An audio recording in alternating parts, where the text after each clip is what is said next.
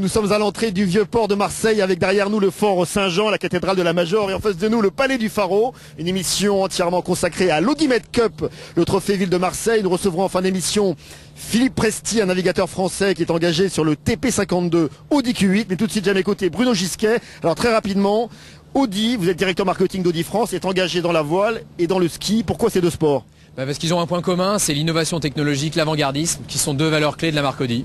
Alors on vous retrouve un petit peu plus tard, tout de suite on retrouve les meilleurs moments, les plus belles images. Un reportage extraordinaire dans la rade de Marseille entre le Château d'If et les îles du Frioul.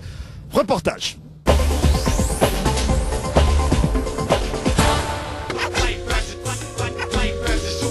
Ce sont de véritables Formule 1 des mers. 14 bateaux des TP52 sont arrivés dans la cité phocéenne pour en découdre à l'occasion de la deuxième étape du circuit Audimet Cup. Une escale marseillaise mouvementée mais terriblement passionnante. Sous une météo capricieuse, les stars du match racing s'en sont donnés à cœur joie dans cette rade sud décidément mythique. C'est un circuit organisé un peu comme la Formule 1. On fait de diverses étapes à divers pays de la Méditerranée surtout. Et on fait cette année 7 régates autour de la Méditerranée. Et le vainqueur des circuits, c'est comme sur la Formule 1, les bateaux qui gagnent plus de manches. On sait pourquoi on est à Marseille, parce que c'est sans doute l'endroit en Europe où on a les plus belles conditions de régate. On l'a prouvé ici. On avait déjà vu ça en septembre 2004 pour le premier acte de la Louis Vuitton Cup ici, qui avait ouvert l'America's Cup. Et sur ce cycle America's Cup, les plus belles images qu'on a vues pendant 3 ans, c'était à Marseille. Et bien là c'est pareil, ça a été formidable pour les concurrents. Et on a eu des conditions géniales.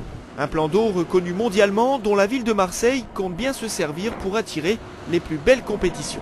Disons que la ville de Marseille a été longtemps, je dirais, en contention par rapport aux événements, c'est-à-dire qu'on attendait qu'on nous propose des événements. Maintenant, nous souhaitons aller les chercher et l'Audimet Cup est le premier événement que nous avons réussi à décrocher. L'équipe Audi est une équipe très pro, très demandeuse de beaucoup de choses. Nous essayons de répondre du mieux que nous pouvons à Marseille et nous projetons déjà l'année prochaine de travailler ensemble, mais de façon beaucoup plus en amont et d'être encore nous beaucoup plus professionnels et beaucoup plus accueillants pour toutes les équipes et pour toute l'organisation qui est une formidable organisation.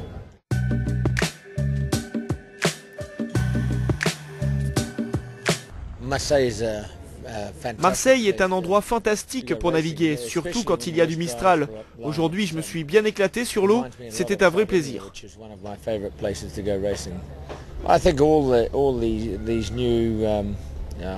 Je pense que ce genre de bateau high-tech qui résiste bien aux grosses conditions, qui vont de plus en plus vite, représente véritablement l'avenir de la voile.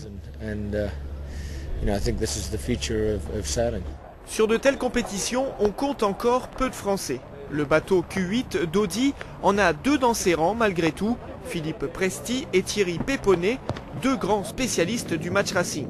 J'avais l'option soit de venir tactiquer sur un bateau semi-pro, semi-amateur, soit de prendre ce rôle d'entraîneur dans une équipe très structurée avec un bon niveau de développement possible. À la base, je suis venu en soutien de Ricardo, qui est propriétaire et barreur du bateau. Donc j'essaie de lui apporter le maximum de ce que j'ai pu apprendre dans ma carrière de barreur pour progresser. Voilà, c'est mon rôle à la base est celui-là.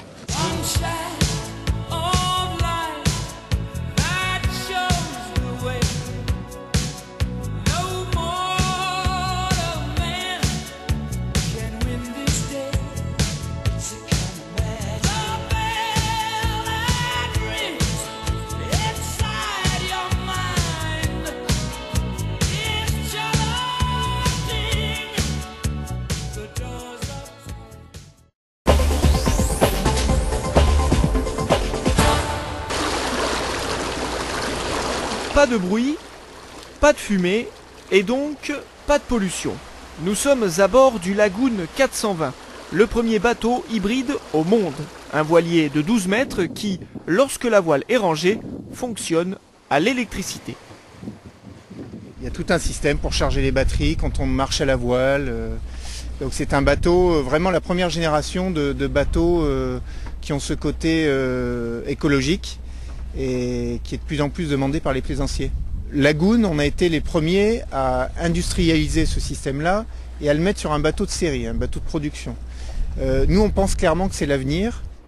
Un avenir radieux pour ce voilier qui consomme 2 à 4 fois moins que les moteurs diesel classiques. Lagoon, la marque de luxe du groupe Beneteau, a mis au point ce système en 2006 et aujourd'hui, à l'heure de l'écologie et du pétrole cher, le pari est gagnant. On a des parcs de batteries un petit peu comme une voiture hybride, sauf que là, quand on est à la voile, ça recharge les batteries, je vous expliquerai comment. C'est aussi forcément économique puisque quand il y a du vent, la charge des batteries fait qu'on a toujours de l'énergie à bord, donc on n'a jamais besoin de démarrer un moteur diesel pour avoir de l'électricité à bord. Alors que normalement, tous les voiliers, à un moment ou à un autre, même s'ils ont du vent, ils sont obligés de démarrer un moteur diesel pour charger les batteries. Là, tant que le bateau avance, les batteries sont chargées en fait par la vitesse du bateau à la voile. Pour les personnes qui vont beaucoup utiliser leur bateau, qui partent loin, qui font des grandes navigations, il y a un intérêt réel parce qu'ils vont naviguer pendant de longs jours à la voile et donc là ça va tout le temps charger les batteries, ils vont tout le temps avoir de l'énergie à bord. Donc là on a une réelle économie et de gasoil et une préservation de l'environnement écologique puisqu'on n'a pas de moteur diesel qui marche à ce moment-là. Le Lagoon 420 est un petit bijou technologique. À l'intérieur du bateau, sous les lits et sous les fauteuils, on trouve le cœur du système. Petite visite guidée. Donc là on voit au fond le moteur électrique, qui n'est pas la partie blanche, ça c'est une climatisation chauffage.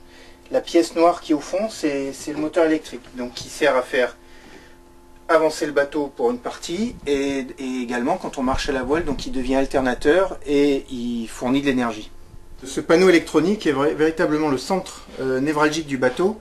C'est là où lorsqu'on sélectionne dans quel mode on veut fonctionner, ça transmet l'information là et ce système là va donner des ordres au générateur, au moteur, en fonction aussi des ordres qui proviennent des commandes moteurs. Et c'est également cette partie-là qui va déterminer lorsqu'on est à la voile quelle charge d'électricité va sur les batteries, ou alors lorsqu'on est à quai ou au mouillage, quelle partie de la production d'électricité qui vient du groupe électrogène va sur les batteries, quelle autre partie peut aller pour le confort du bord. Donc c'est vraiment la pièce intelligente du système. Un voilier intelligent qui a encore besoin du moteur thermique pour fonctionner. Le but étant d'ici quelques années de se passer complètement d'énergie fossile avec le moteur à hydrogène et bien sûr l'électricité.